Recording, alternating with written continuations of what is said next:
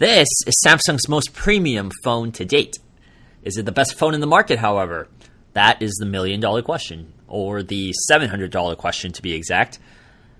This is Alex from Hypnotech, and today we are reviewing the Samsung Galaxy S7 Edge.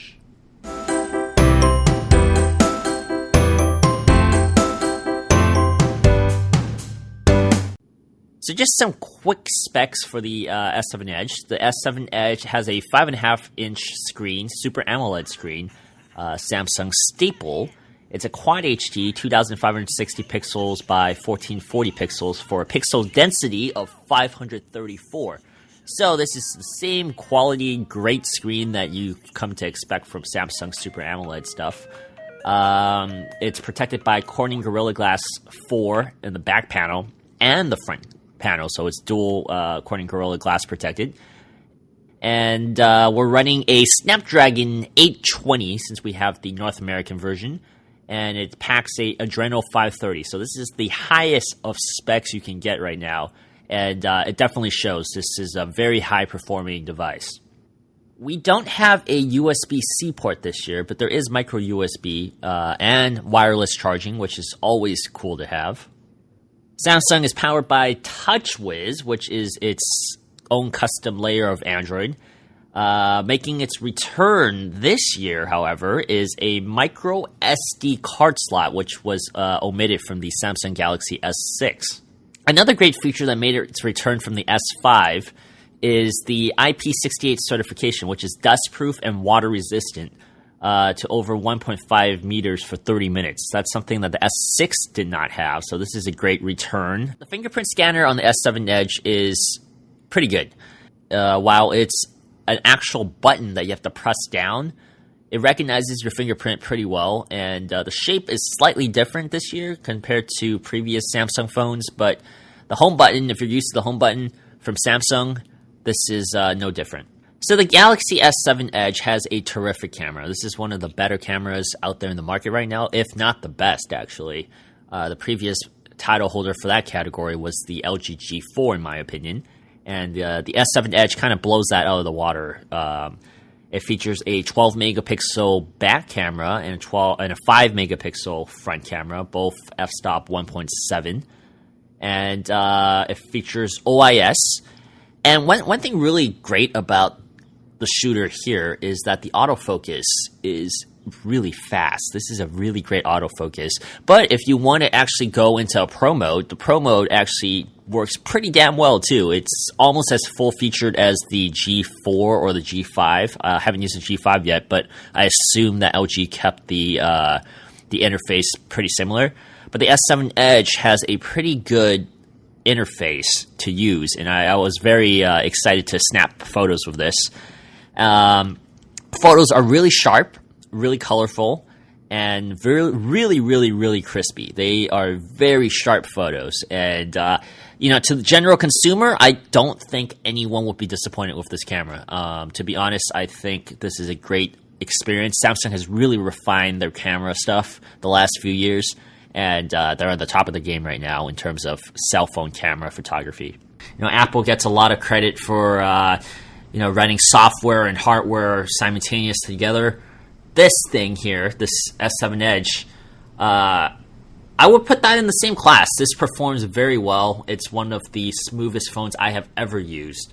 And Samsung needs to be assigned a lot of credit for what they have done with their OS. The TouchWiz has definitely dimmed down, and this thing is buttery smooth. And the themes and the home customizations that you can do, it's something that Samsung should be praised and not knocked down for. TouchWiz has improved a lot, and this is something that has a bit of stock in it, and it's actually, in my opinion, better than stock. The Edge features themselves are somewhat a gimmick still, but I did find myself using it a lot more than I thought I would, especially to pull up recent apps that I usually use or favorite apps that I use. Sometimes I even use the favorite styler, which I find kind of convenient instead of having to actually scroll down and look for them. So there are a few customizations here that I really do like. So this year, Samsung has removed the gigabyte options due to the inclusion of the SD card slot returning.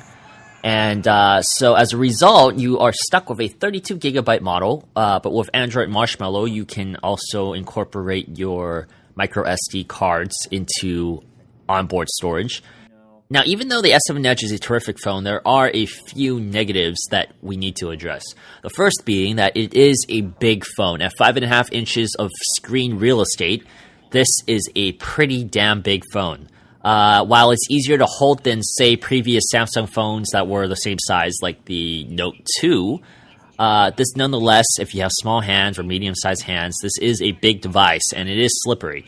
So those are some negatives. It is also a fingerprint magnet, so that's a big negative there. Due to the curved edges and the glass, it is easier to slip into your pocket than previous generations of Samsung phones. However, it still is a big phone, so if you have small hands or your hands get wet like mine with sweat all the time, it's going to slip out of your hands. Another big problem I've had was palm rejection. So since it is such a big phone and it does have capacitive keys, the recent apps and the back button, when you're typing using your thumbs to type text messages or navigate, your palms oftentimes touches the screen on the edges or potentially on the capacitive keys. And since the screen is so sensitive, I found that it often changes what I want to do. So when I'm typing, either it goes back to the back to the previous screen, or it goes to the recent apps button. So there are some issues there with the screen rejection. So the battery life I've been getting with the 3600 milliamp battery has been sufficient. I am a power user. I play a lot of games, watch a lot of YouTube videos, Netflix. I go on Reddit a lot, and I use Chrome a lot. And the battery here holds up pretty well. I can get a full day without worrying about charging or anything. And if I do need a charge, the quick charge is actually really cool. This is a Qualcomm Quick Charge 2.0, so it's not 3.0, but it supposedly charges 60% in 30 minutes. I can vouch that it charges pretty fast. So no worries about battery life. If me being a power user can live with this phone without any issues or complaints, I can guarantee 98% of you general consumers out there will not have a problem with this battery. You'll get at least a day. Most of you will probably get 2 days out of this battery, to be honest. Gaming on the S7 Edge is a delight. Because of the A20, the Snapdragon A20, and the 4GB of RAM, it flies. Everything flies. I have to say, this is one of the smoothest gaming experiences I've had to date.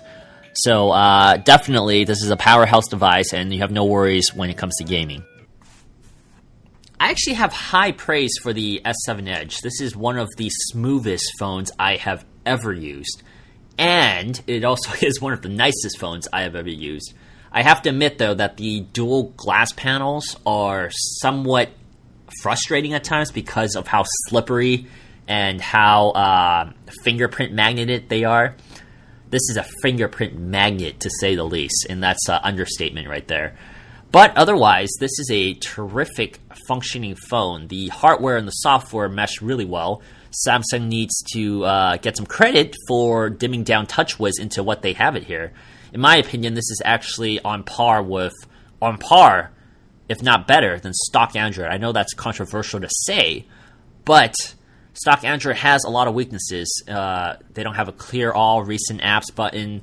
They don't have dual screen mode, dual window mode, and Samsung has always done dual window probably the best for Android. So I was very, very happy with this device. The ecosystem and the feel is terrific here, and I have to say, this is probably the best feeling phone I have ever used. And the only major flaw for this is the palm rejection. Since it's such a big, wide screen, when you're typing, as I described earlier, the palm rejection is very frustrating in terms of texting or pressing the recent apps and back button due to the capacitive keys. However, those are small things you can work around, and I'm sure software fixes in the near future will help that out, if it hasn't helped that out by the time this video is out. So definitely have high praise for this phone. I'm not a huge Samsung enthusiast, but I really do like this phone. And I did even consider using this as my daily driver for 2016. So high praise for me. Thanks again for watching. This is Alex at Hypnotech. Be sure to subscribe and like our videos, and I will be back very soon with more videos. See you guys in the next one.